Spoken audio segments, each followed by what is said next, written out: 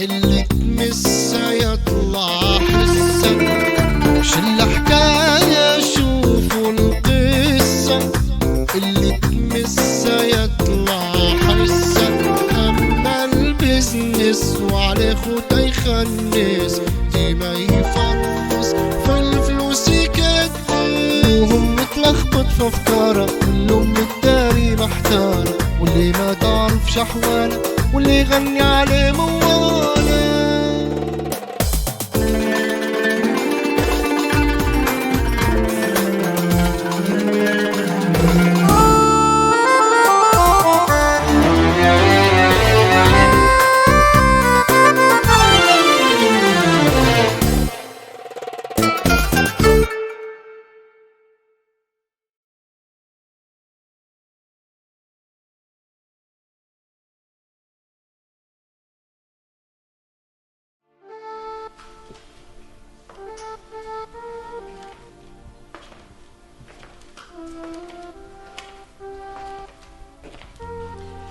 اسطوفة مخي تبي حاجة؟ تبي حواجة؟ لا ما نبي طيب.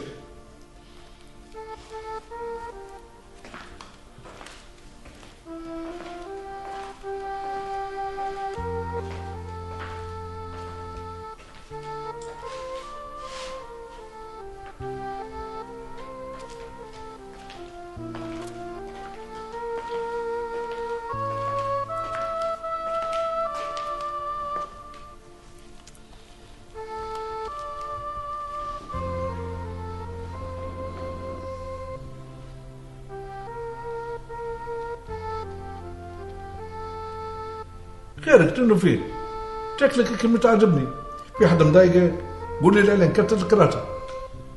والله يا ولاد أمي لا عاد عارفة شو ندير ولا عاد عارفة حتى شنو نحكي يعني. احكي وقولي ترك في بير. ما عاد فيها سراء، كلاها من كلاها واحتزت. تري لك لها. انت انا مش حلت من الغدا بس. بالله يا أخي أنا وين وأنت وين؟ انت قاعدة جنبي وأنا قاعد جنبك. قولي لي منو اللي تلاها؟ عبد الرزاق هو ديك لها. عارفة كبير بطن هذا عبد الرزاق، بديت هذا اللي هو ما عقبش حتى شوية. عندما يعقب ما عرفش يخدم على روحه، ضاع وضيعنا في جرته. ممكن تفهميني بتوي علي هيك أنا لما نبدا جيعان ما نعرف ناخذ ونعطي في الدواء. الحكاية وما فيها يا أخي، عبد الرزاق رهن الفيلا. رهن الفيلا؟ وانا وين بنمته؟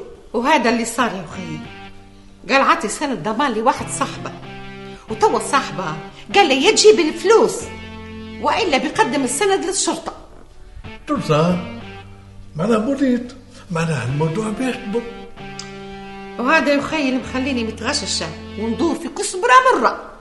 إيه عاد قلت ما فيش حد يقدر يوقف معانا ويساعدنا غير أخي السوفة.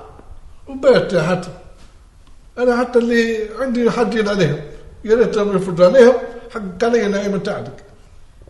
الله غالب يا أخي، سامحني كان شغلتك معاي. لا ما في مشكلة، احنا نقول بديت بناتنا عاد. اعتبر الموضوع هذا تام 100%. انت قد لنا حاجة ناكلوها قبل وبعدين انتهى. حاضر، احنا غديني احسن خوف الدنيا كلها. حاضر شوفي انت حاضر. لك بديت استحارة؟ لا ها في حاجة تانية تبي تعرفها؟ الباين انك زعلت مني يا استاذ. علاش بنزل؟ انت سألتي وانا جاوبت. به انا عندي حاجه مهمه ونبي نعرفها منك بصراحه. حاجه زي شني؟ لما مشيت لأنسام شو كان ردة فعلها قدام أمالها؟ عادي جدا، ناس كانوا في منتهى الأخلاق، خصوصا بوها يعني شخصية متميزة وعجبتني. باهي وخالها شنو رايك فيه؟ شخص طيب ولا نياته يبانك. أي سؤال تاني يا BBC؟ عندي سؤال بصراحة. باهي أمتى إن شاء الله ناوي تتقدم لها أنسام؟ ما تقولش عاد ما زال وما نعرفوش من هذاك الكلام. ليش ما زال؟ الجلسة الجاية يتم كل شيء سيادة المدعي العام إن شاء الله.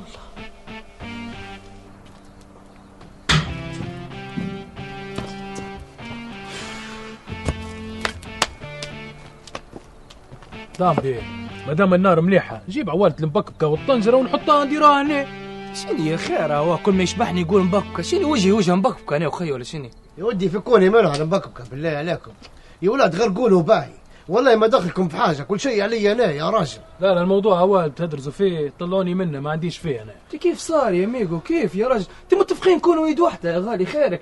وما دام الممول خالد طقة أمورنا طيبة خيرك. خالد طقة؟ ايه خالي اقسم بالله ما عادي تخي يطلع حتى في تجارة البشر قوي، تي لهلوبة خالي هو والله من اصحابها هيك يا معلم، حاجة قوية. وبعدين قاري برا ولا خلاص نستفيدوا منه هواي. غبي خيرك انت افتح راسك يا راجل. بدأت تفهم يا دامبي هيك صح. بدي افهم لي في البزنس مش زي هو دماغه مسكر. دماغي على قدي تبيله باش تحكي له، أنا دماغي هذا يلا يرفعني في الطريق بس. يا ودي ما تدور شيء، انا تو نخدم لك واحدة تحطك في الطريق يا بابا، وترفعك الطريق الصحيح. غير اهم حاجة يا معلم ما تجريش بينا، خير ما تخش بينا في حيل. صح دوتور صح.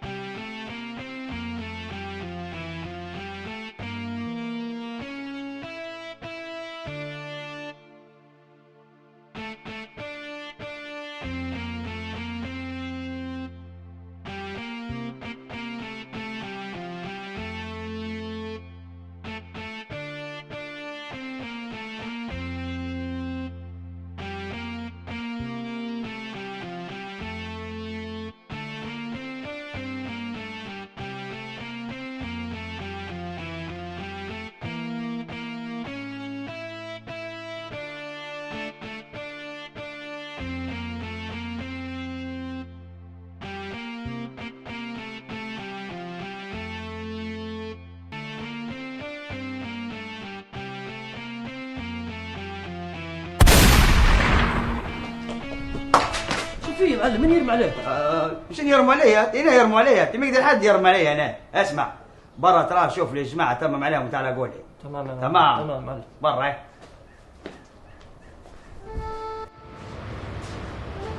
خلي املك في الله كبير، كل مشكله وليها حل.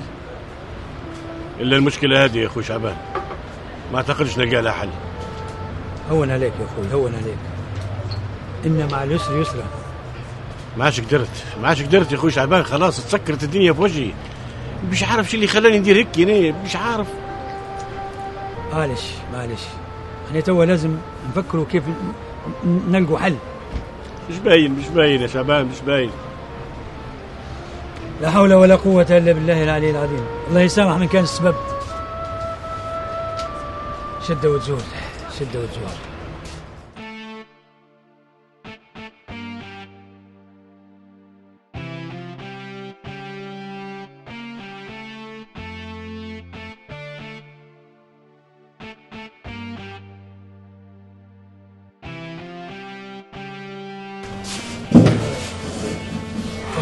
شفت وين ولا؟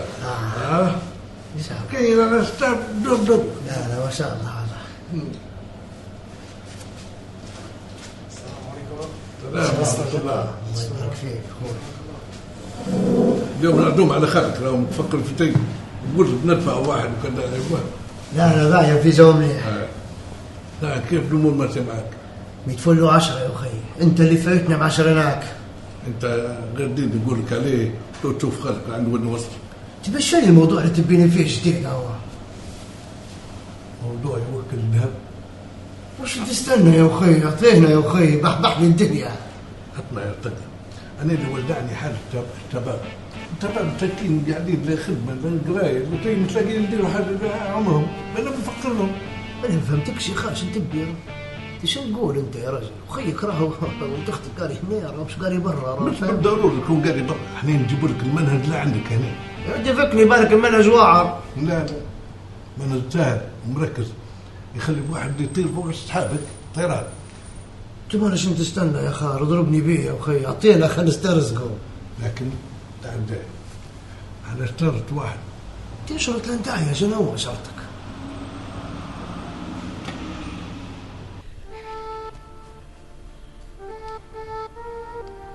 صلي على النبي، صلي على النبي وخيتي، وما تديريش في روحك هيك.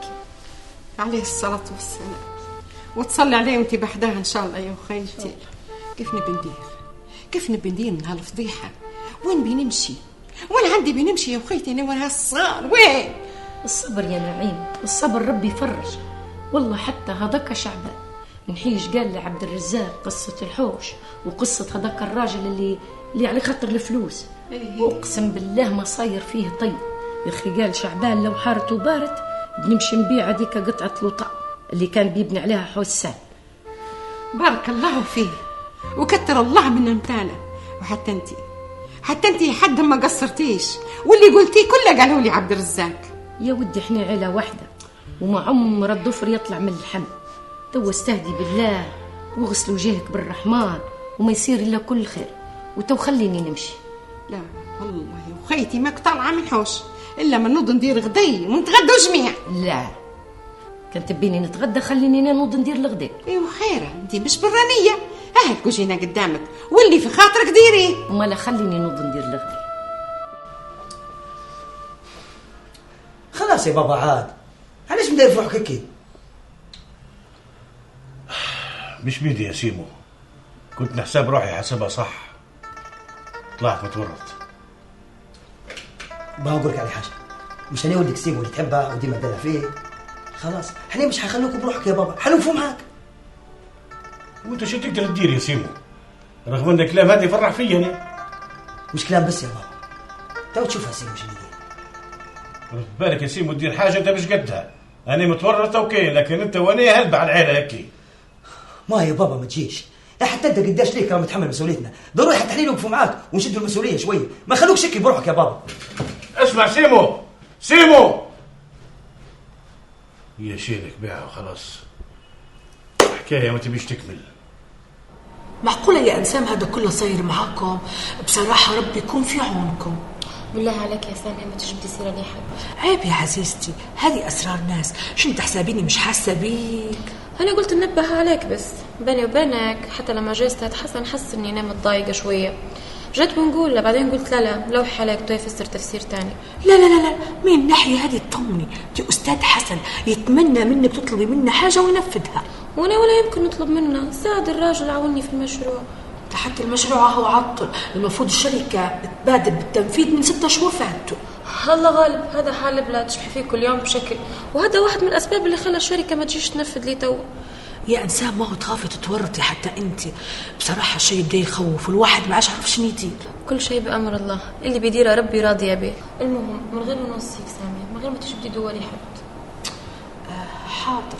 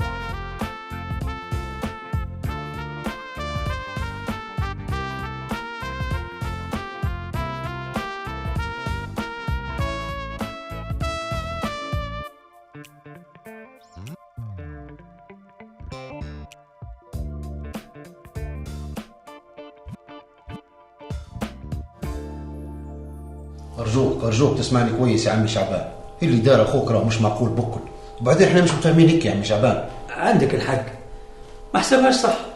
كان هذا شو مدخله في هالمزق بكل؟ ايوه ما حسبهاش صح، قلتها بروحك، وبعدين انا ما نتحملش خسارته. واللي قالك تحمل الخساره؟ احنا جايينك نبوك تصبر علينا شويه، والله كلنا دايرين جهدنا باش نوفروا لك المبلغ وتاخذ حقك بالوافي. ها شو نقول لك يا سيدي رضا؟ والله جيتك كبيره يا عمي شعبان ومانيش عارف هذا شو بنقول لك. ما عندك ما تقول، انا قصدتك بروحي، حتى عبد الرزاق والله ما عنده علم بزيارتي هذه، وما نبيش نمشي وخاطري مكسور. لا لا لا لا لا ما تمشيش خاطرك مكسور، واللي جات بيه تروح بيه ان شاء الله.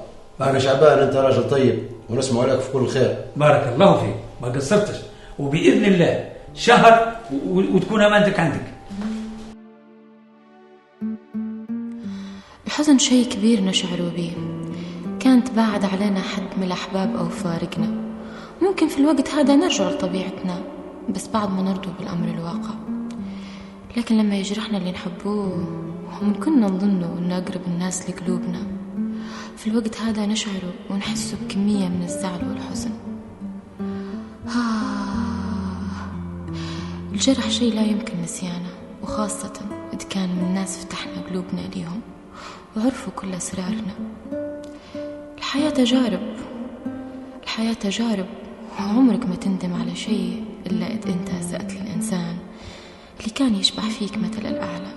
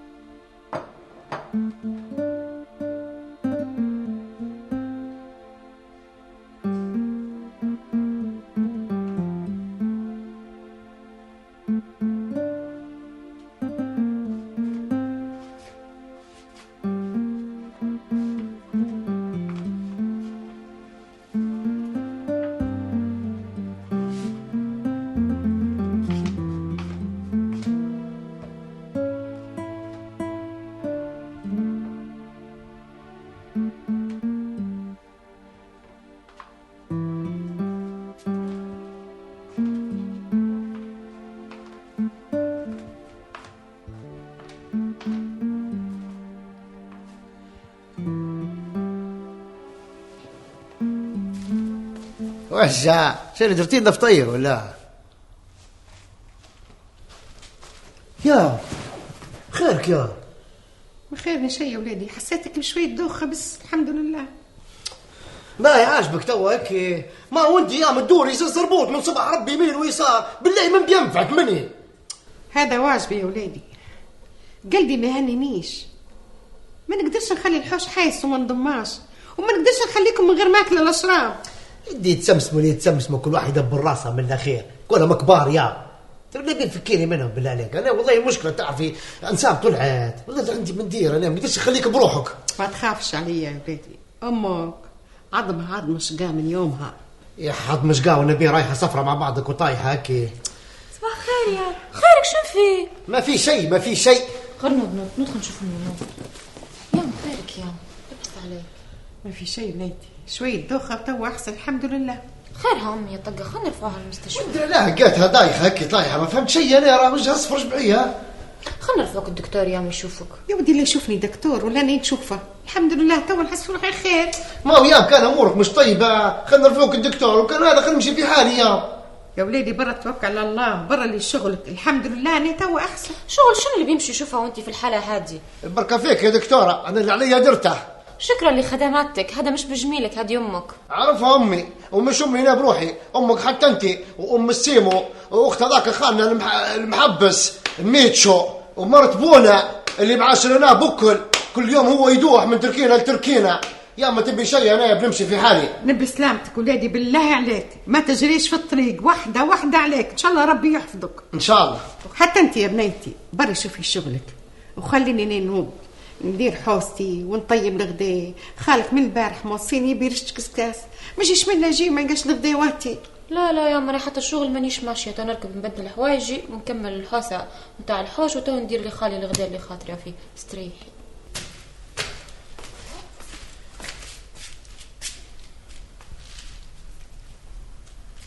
اخونا شو ماشي الدنيا؟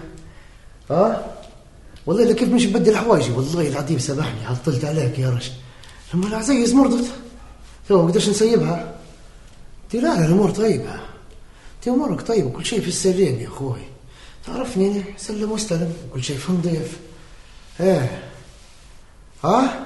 لا رد بالك تقربهولي هذاك، خليني نيت وين مخمخها ونفتلكها ونتمها انا يا معلم. تمام حبيبنا، هاي تلاقوا هاي.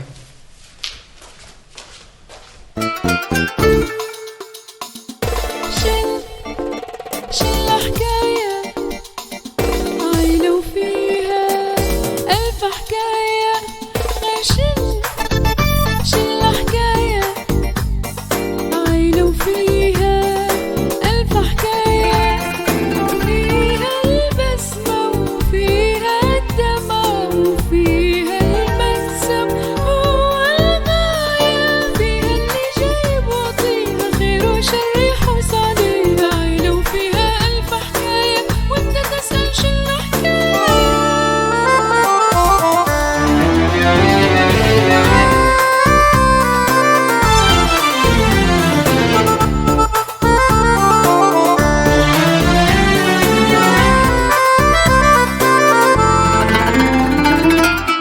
شل حكاية شوفوا القصة اللي تمسها يطلع حسة.